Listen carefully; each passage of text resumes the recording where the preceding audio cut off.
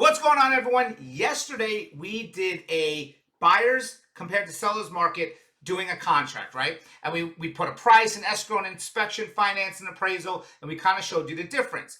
Now, I wanted to go into depth on each one of these and explain them so then you could go back to the video and understand more what it meant and why we did what we did, right?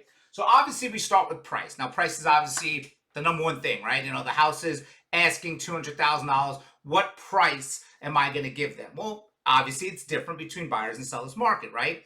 In a seller's market, the price is almost the asking as an auction.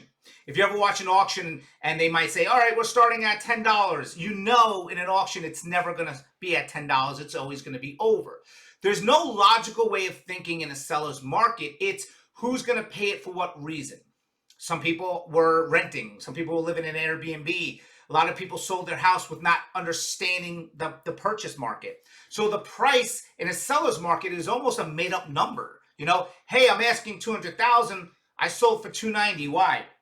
Because the person wanted, whether it was an investment company, somebody that was in a really bad situation, somebody that overpaid because maybe they came from New York. So the price in a seller's market is almost a made-up number. Where in a buyer's market, the price that you're offering is what's beneficial for you, or to maybe get a deal, try to bring it down, to have already equity in the house, right?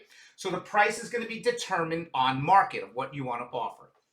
Escrow is pretty much a kind of stating, here's the money, I'm serious. It's a good faith deposit, let's say. Now, the escrow is obviously negotiated within the contract. Again, just like a buyer's versus seller's market, the escrow is showing your seller how strong your offer is. Now, in a seller's market, the escrow has to be extremely strong. And in a buyer's market, the escrow can almost be irrelevant. So let me explain how strong sometimes a seller's market escrow is.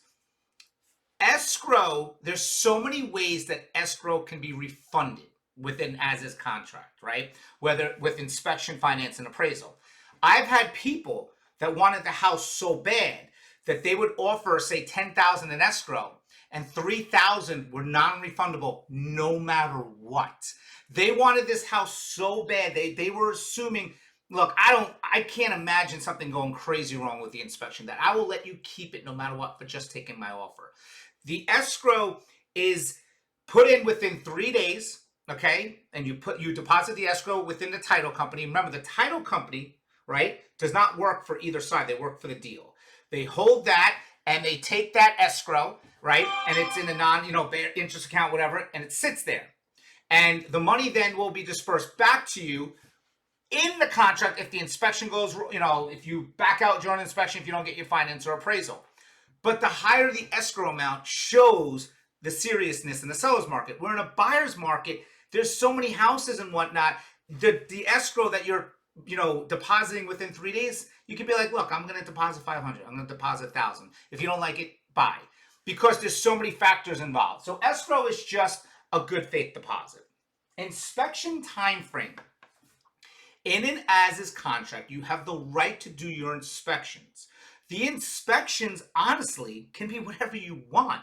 Now, yes, you should get a home inspection. Yes, because of insurance now, you definitely should do the 4 points and the win-win, especially if your insurance is asking for it. But your inspections can be the traffic, the neighborhood, the HOA, the HOA credibility, the finances, everything, right? So within your inspection time frame, you could back out and say, you know what, this isn't the house for me. Or you could make offers on other properties, depending on what market we're in, right? So an inspection time frame is an advantage for both buyer and for both seller, depending on market. So for seller, it's an advantage because it's as is. I don't have to do anything. So think about it. In the seller's market, it's as is. If you don't want it, see you later. But I'm only giving you a couple days to do your inspection. In a buyer's market, you might do an inspection and find the most tedious things and tell the seller, I want you to fix these 100 items that I found. And even though it might be a couple $100, I'll walk away. So the inspection protects both parties, but is stronger for each party individually within the market. Seller's market, I'll give you 1 day to do your inspection. I don't even care what you find. Take it or leave it. Buyer's market, I'm taking 15 days and I'm going to nickel and dime you on everything or I walk away. It's different. Finance contingency, X amount of days to get your loan commitment and approval. In a seller's market, a lot of times you're competing with cash. So what happens is, if for some reason you can't get your loan commitment or something happens along the way, or the bank maybe did something, well, your credit, your debt to ratio, if your bank can say, sorry, we couldn't get the approval within that time frame, you can walk away and escrow is refundable, right? So in a buyer's market, hey, I'm going to take all the time I need for my loan. This is how long it's going to take me. Maybe I want to do a 40-day closing and whatnot.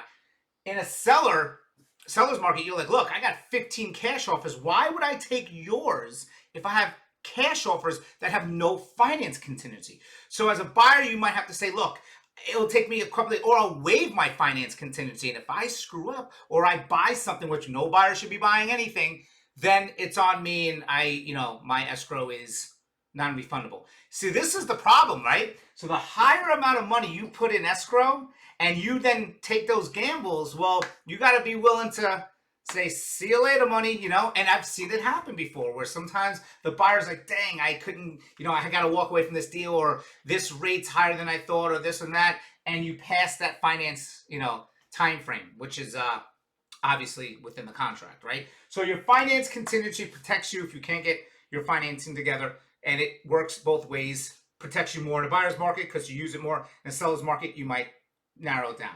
And of course, the appraisal. Biggest difference of appraisal. In a seller's market, I don't care if it comes in all. And the crazy thing is when COVID hit and you started seeing the market go down with inventory, it all started with $1,000. That's how it started. It would say, hey, if it doesn't appraise, I'll pay the difference up to $1,000, $2,000, $5,000, $10,000. Completely open. It was nuts what was going on. So basically the appraiser is going to come in and he's going to say, oh, this $200,000 house is in contract for $250,000. I'm going to appraise it. Okay, I think the house is worth $210,000. Well, who's making up the difference of that $40,000? Well, in the seller's market, it's always like, buyer, you're making it up, right? That was the contract. You're going to make up X, Y, Z. In a buyer's market, let's say you say, I'll buy a house for $200,000 and the appraisal comes in at $180,000. You're coming down. Seller, you're coming down. I'm not paying a single dollar. So the appraisal gap obviously works in different, and we're starting to see little things right now. I don't know if you guys see it. More inventory is coming on the market. You're going to see prices I've seen already come down, asking prices come down.